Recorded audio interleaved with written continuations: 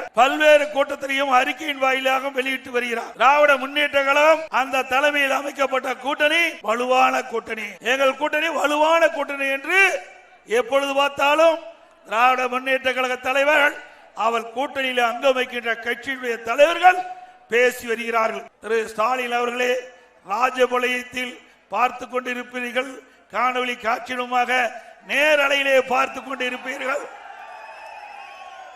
உங்களுக்கு கூட்டணி வலிமையாக இருக்கலாம், ஆனால் எங்களுக்கு மக்கள் வலிமையாக இருக்கின்றார்கள்.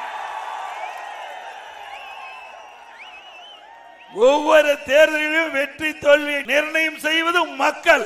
அந்த மக்கள் எங்க பக்கம் இருக்கின்றார்கள். ஆகவே கூட்டணியை நம்பி நீங்கள் இருக்கின்றீர்கள்.